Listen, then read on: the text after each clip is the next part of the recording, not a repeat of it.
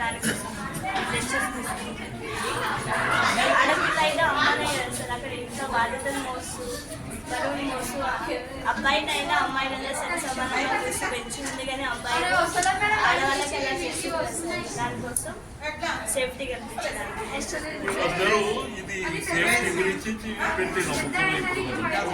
ఎవరు చెప్పలేదు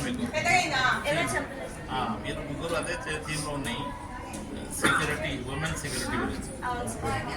ఫెస్టివల్ ఈ కనెక్షన్ ఏమేమో ఉన్నాయి, మన సంక్రాంతి ఫెస్టివల్కి ముగ్గు వేస్తారు కదా, మేము థీమ్ ఇదే తీసుకెళ్ళాం. ఇది చదువు ఏమేమి ఒకవైపు బంధాన్ని మరొక వైపు బాధ్యతను సమానంగా మోసేది.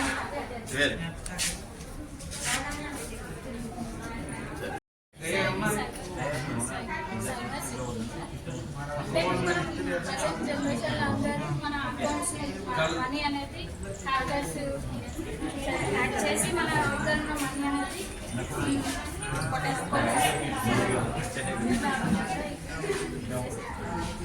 సైబర్ క్రైమ్ ఎట్లా సైబర్ సెక్యూర్ చేసుకోవాలి,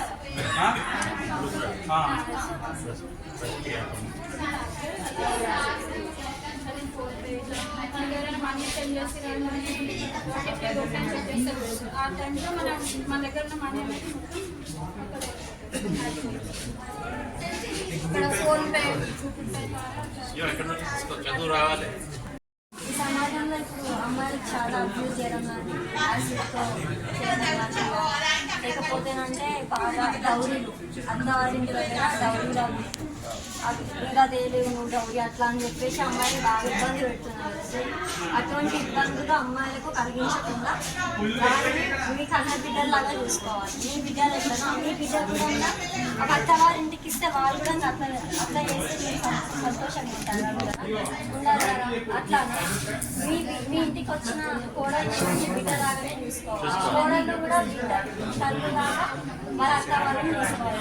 ఇంకోటి ఏంటంటే ఈ మధ్యలో అమ్మాయిలను వాళ్ళకి ఇష్టం వచ్చినట్టుగా వాడుకోవాలి, వాళ్ళు ఇష్టమైనట్టుగా ఉండాలి అనేటట్టు ఆలోచిస్తున్నారు. అటువంటి ఆలోచన అనేది మన పిల్లలకి రావాలి. వాళ్ళ దగ్గర ఉండాలని మాట్లాడాలని అట్లా అని చెప్పేసి అమ్మాయిని బాగా అట్లాంటి ఇబ్బందులు అమ్మాయిలకు కలిగించదు. ఫీమేల్ ఫీమేల్స్ ఇంకోటి ఏంటంటే కడుపులో అమ్మాయి ఉంది అని తెలిస్తే దాన్ని చంపేస్తున్నారు సార్. మాకు అమ్మాయి వద్దు అబ్బాయి కావాలి, మీరు పుట్టిన అమ్మ నుంచే కదా, మీకు అమ్మాయి అని వద్దు అనే ఆలోచన మీకు ఎందుకు వస్తుంది? అటువంటి ఆలోచన రాకూడదు సార్.